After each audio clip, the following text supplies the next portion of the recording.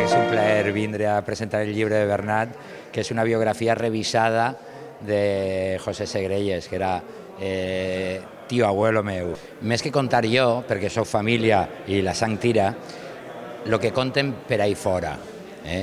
Els il·lustradors americans, els més moderns dels il·lustradors americans de fantasia, els dels còmics dels 80, els cineastes del gènere fantàstic, Guillermo del Toro, Steven Spielberg, ixos són els que parlen de Segrelles meravelles. I és que és un pintor de fa un segle que el que creava avui en dia és contemporani. Ixa és la virtut per a mi de Segrelles, que és atemporal el que feia.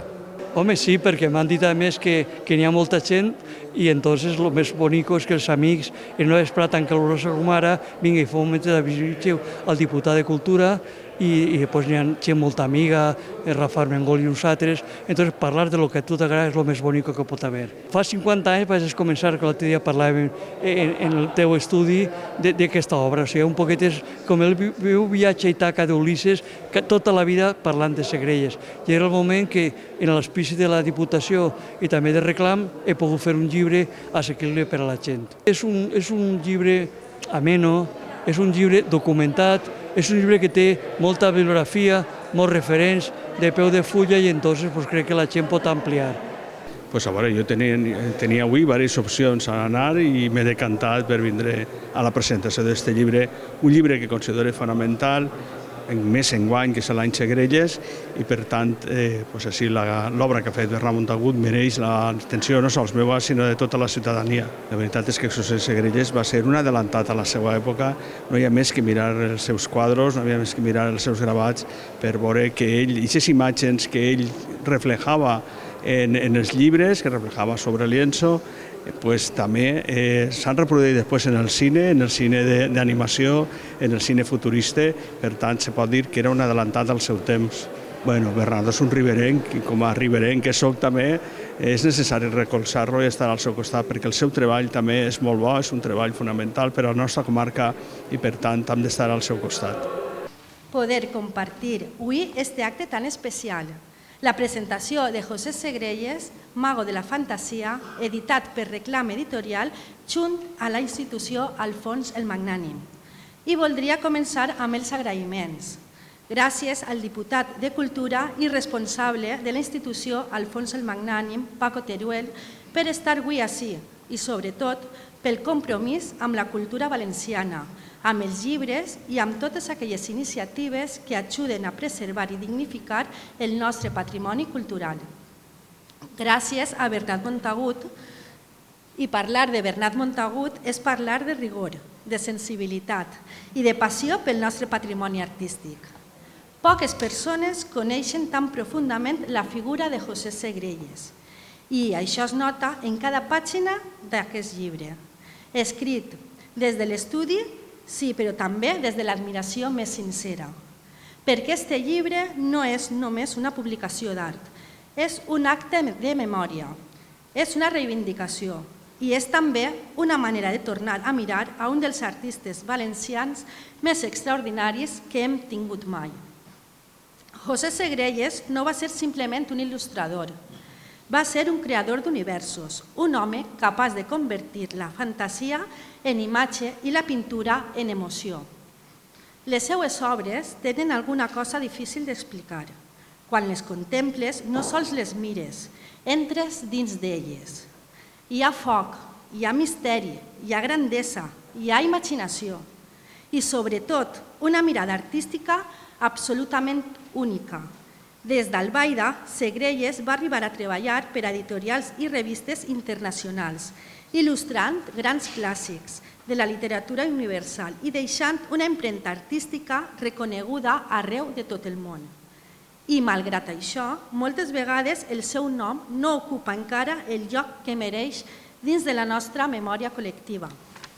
Per això, llibres com este són importants, perquè rescaten, perquè expliquen, perquè reconnecten. Perquè un poble que desconeix els seus creadors acaba desconeixent també una part de si mateix. I precisament ahí és on aquest projecte cobra encara més sentit. Des de Reclam Editorial fa anys que treballem amb una idea molt clara: contar qui som a través de la nostra cultura, posar llum sobre figures valencianes extraordinàries, recuperar històries, fer accessibles els nostres referents, acostar el patrimoni a les noves generacions. I ho fem perquè creiem sincerament que la cultura valenciana mereix ser explicada amb orgull i amb ambició. Tenim artistes immensos, tenim escriptors extraordinaris, tenim músics, científics, esportistes i creadors que formen part d'un patrimoni humà i cultural impressionant. I massa sovint, eixes figures han estat més reconegudes fora que dins de casa nostra.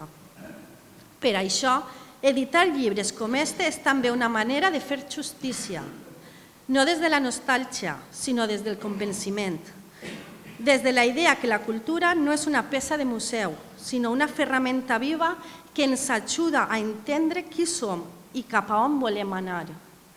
I avui, sincerament, ens sentim orgullosos de poder publicar un llibre d'esta qualitat, orgullosos de fer-ho al costat d'una institució com Alfons el Magnànim i orgullosos de contribuir, encara que siga modestament, a mantindre viu el llegat de José Segrelles.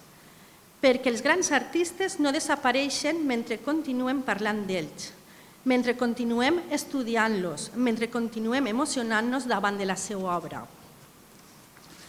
I Segrelles continua emocionant, continua sorprenent, continua demostrant-nos que la imaginació també és patrimoni.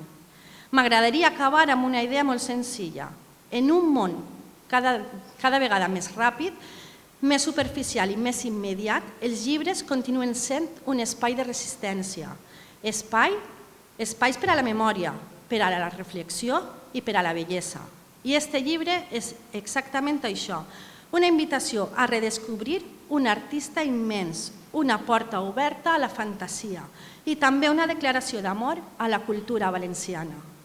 Gràcies, Bernat, per la teva investigació i per la teva mirada. Gràcies a la institució Alfons el Magnànim per creure en projectes com este. I gràcies a totes i a tots vosaltres per estar avui compartint cultura, compartint memòria i compartint orgull. Moltes gràcies i gràcies per la vostra assistència.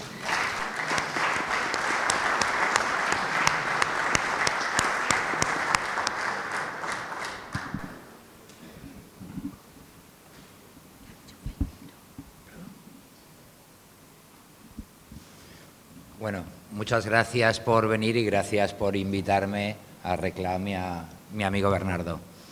Bueno, sí que va así. Yo suscribo todo lo que ha dicho, ¿no? Y realmente es que Segrelles es un valenciano universal. Es un valenciano universal que hace un siglo, de un pueblecito, Albaida, con una comunicación complicada por carretera, se va a Valencia, de Valencia se va a Barcelona, pasa 25 años en Barcelona, cuando Barcelona era la crema del arte, la modernidad del arte en España estaba en Barcelona, y está 25 años en Barcelona. De Barcelona salta a Londres, pasando por París. El contrato para pintar en Londres lo firma en París. Y de Londres salta a Nueva York para acabar volviendo a su pueblo e intentar culturizar ya no a su pueblo, sino a toda una comarca. En Albaida no había biblioteca. Él diseña, crea su casa museo para culturizar a su pueblo y hace una biblioteca pública en su casa. Todos los niños pasaban por allí. Fue biblioteca pública hasta que ya se hizo la municipal. Yo creo que hay que poner mucho en valor esto, que un valenciano de hace un siglo, de un pequeño pueblo de la provincia de Valencia, llegó a ser una figura universal, una figura querida en Londres, cuando ilustraba en la mejor revista, en la revista de más tirada mundial, que era The Illustrated London News, no le encargaban tema, le dejaban las páginas centrales de los extraordinarios de Navidad para que pintara lo que le diera la gana. Y era Segrelles el que un año presentaba visiones de Beethoven, otro año presentaba visiones de Wagner, otro año interpretaba Las Mil y una Noches o Sueños Famosos o La Divina Comedia. Es decir, tenía tanto prestigio que las editoriales ya no le encargaban temas, él era el que los escogía. Hoy, un siglo después, es que Segreyes sigue siendo un referente y está muy bien, porque a veces yo creo que no, esto siempre lo decimos, que somos así los valencianos, pero somos así en todos sitios, ¿no? Nos gusta que reconozcan fuera lo que algún paisano es para entonces ponerlo en valor. Y más que lo que opinemos un historiador, el biógrafo oficial de Segreyes, que es Bernardo, yo que soy familiar, estudioso, investigador, ¿qué opinan fuera? Pues los grandes ilustradores americanos, todos los ilustradores de fantasía de cómic, todos admiran a Segreyes, todos se han influenciado por Segreyes. Los cineastas, pero no cualquier cineasta, Guillermo del Toro, El laberinto del fauno, El cartel de la forma del agua, Steven Spielberg en La guerra de los mundos, todos tienen el imaginario de Segreyes, todos revisan a Segreyes para crear sus universos fantásticos. Yo creo que tenemos que quedarnos con eso, cómo desde fuera se ve a Segreyes para de verdad ponerlo en valor. No es un pintor que pintara lo que en su época todos hacían, no es un post-sorollista, no es la escuela de Sorolla, no es un costumbrista, es un pintor diferente, es un pintor extraordinario. Cuando a un crítico de arte, cuando a un historiador le dicen, todos necesitamos encasillar, ¿no? ¿Qué estilo tenía Segreyes? Pues para mí Segreyes solo tenía un estilo, que es inclasificable. Eso es la verdadera virtud de Segreyes, que no se le puede clasificar, por mucho que queramos, es inclasificable. Bueno, después de esta intro para hablar de Segreyes, yo he venido aquí no a hablar de Segreyes, sino a presentar a Bernardo. Bueno, pues Enrique Segreyes es sobrino nieto de Segreyes. Sí. Creo que en el pasado el que más sabía de Segreyes era yo, en el presente y en el futuro es él. Entonces la pasión que irradia, aparte es un coleccionista excepcional, entonces la pasión nos une por Segreyes y la amistad, y se le agradezco mucho que haya estado con nosotros. Si en algo yo puedo ser el futuro de Segreyes es gracias porque él ha compartido todo su conocimiento conmigo y yo solo he tenido que sumar unas poquitas gotas. Todo su conocimiento lo ha compartido conmigo y eso es muy de agradecer. Yo digo que venía a presentar a Bernardo. Bernardo es, a mi modo de ver, un docente enamorado de la docencia. Aquí hay algún amigo mío que fue alumno de Bernardo y siempre me han dicho, yo empecé en BUP, en lo que entonces era BUP, yo empecé a tener interés por la historia del arte no por los libros, sino por cómo lo explicaba Bernardo, por cómo nos bajaba al jardín a explicarnos las clases saliendo de las aulas. Y yo siempre lo veo como un docente de vocación. Es escritor, es novelista, es doctor en historia, es académico de la Real Academia de San Carlos y es un crítico de arte que ni siquiera es complaciente conmigo cuando habla de mi tío abuelo. Sobre todo es crítico de arte. Y por encima es mi amigo. Yo me crié leyendo la primera biografía que publica Bernardo en 1985, era mi libro de cabecera. Y que, no sé cuántos años, yo soy de letras, pero que 40 años después comparta yo la amistad y me invite a presentarle, pues para mí es un lujo, es un placer y da sentido casi que a todo. Yo os dejo con Bernardo, que como os digo es el biógrafo oficial de Segreyes. Y el libro es muy interesante porque habla de la vida y obra de Segreyes, no solo la obra, la vida de Segreyes, pero hay veces que Segreyes es un pretexto, porque te está contando una época, desde los años 10 del siglo pasado hasta los años finales de los 60, que años más potentes. Y hay veces que Segreyes es un pretexto para entender toda esa época. Y sin más, os dejo con Bernardo, que seguro que va a ser un placer.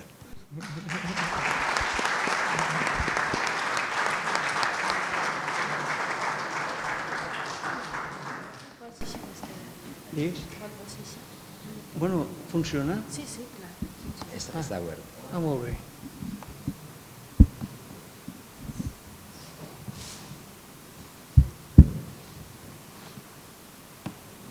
hola i adiós, quasi, perquè, vamos, entre tots heu dit tot el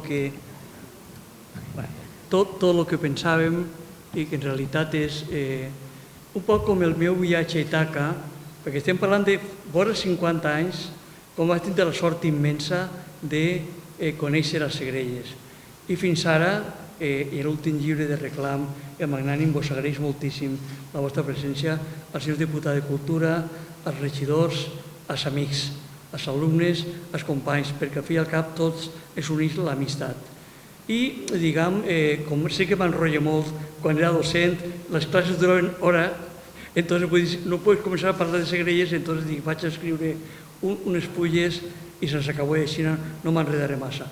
Per suposo, al concloure l'acte, o el moment que vulgueu preguntar alguna cosa, així n'hi ha 2 abusos de Segrelles i per ahí també algú més, entonces pugueu preguntar lo que vulgueu.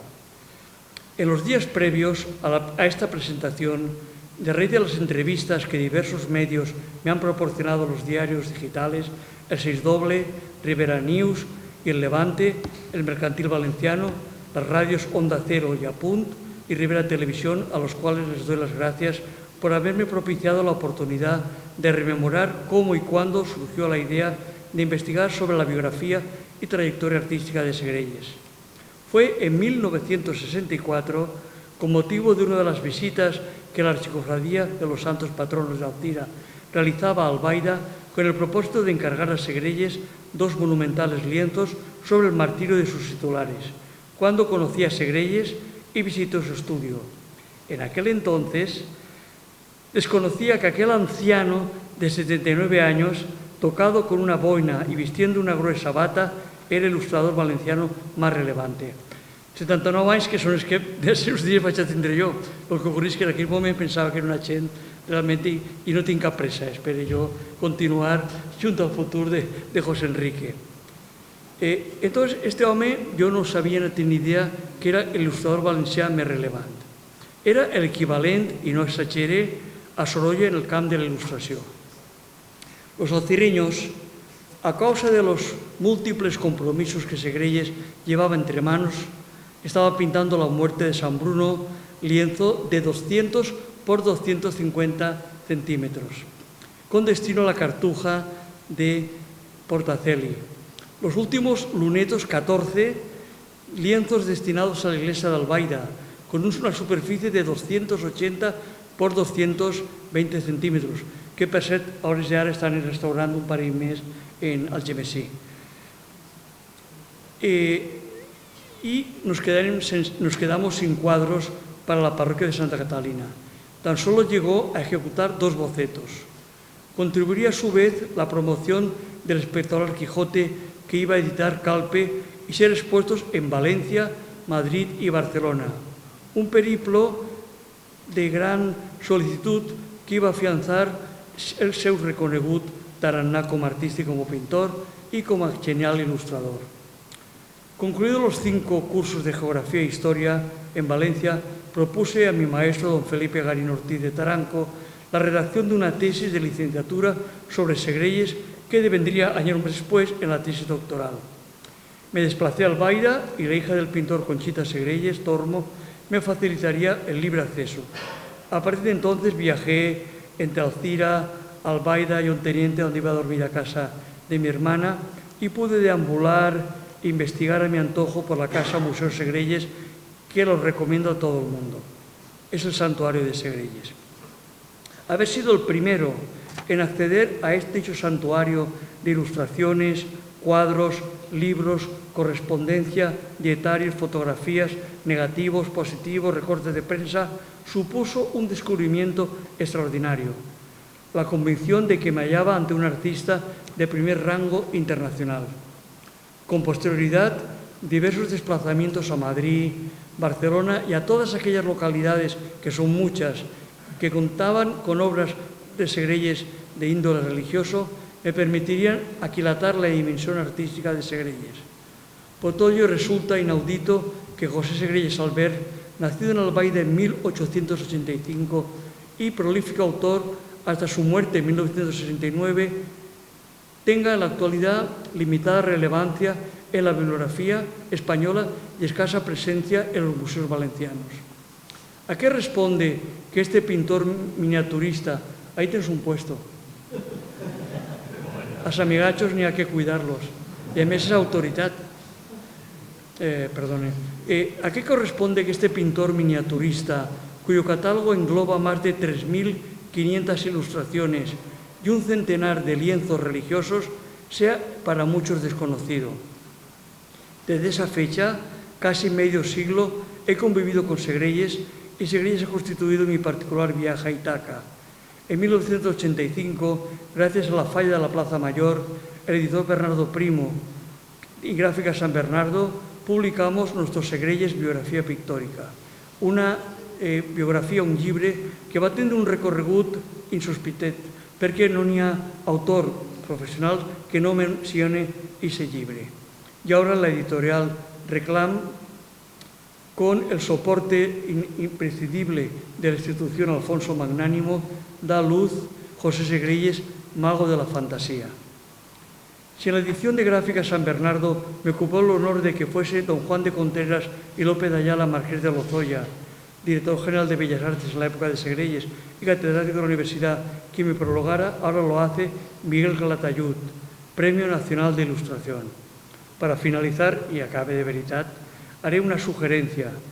Aprovecho la presencia de don Paco Teruel, diputado de Cultura, para pedirle que seria d'agrair que aquesta senzilla i assequible obra arribara a totes les biblioteques valencianes, a tots els instituts, perquè conegueren a un autor excepcional, malauradament desconegut en la seva faceta d'il·lustrador i conegut per la gent que va a les esglésies, en Gandia, Albaida, Algemesí, Alfafar Benetússer, Alcoi, Gandia, però clar, associen sempre la seva obra a les pintures religioses que són dignes però serien de primer nivell.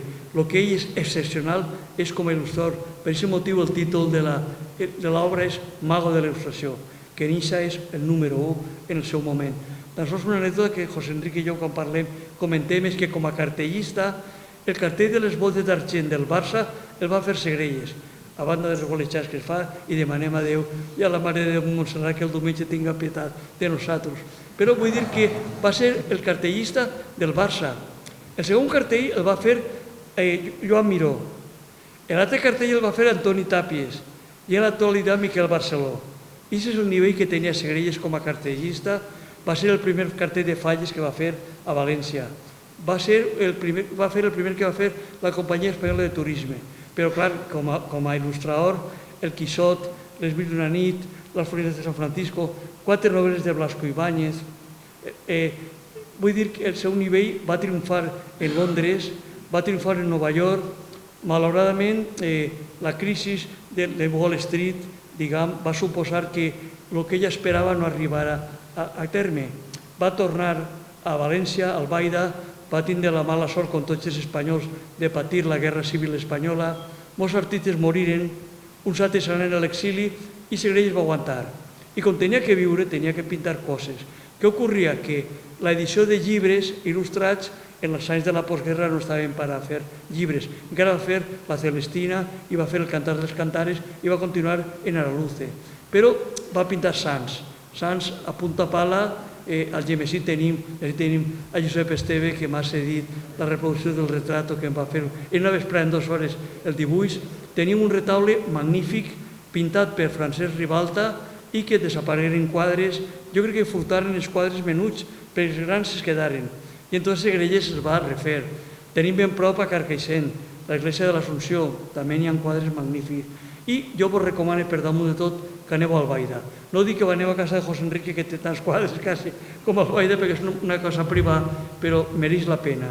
El nostre diputat està allí a les comissions de l'any Segrelles, ha recolzat des de la Diputació restauració de coses, però vull dir-vos que l'homenatge que podem fer a Segrelles és a la seva casa museu, enfront del Museu de Titelles, que està molt bé, i el poble també mereix la pena perquè és una ciutat amb molt d'interès. Però visiteu el Museu Segrelles, veureu un centenar d'il·lustracions, un altre de quadres, i la biblioteca, que tan sols la veureu per fora, veureu decenes de quadros que, com ha dit José Enrique, va crear una biblioteca per al seu poble perquè la gent anara a conèixer-lo.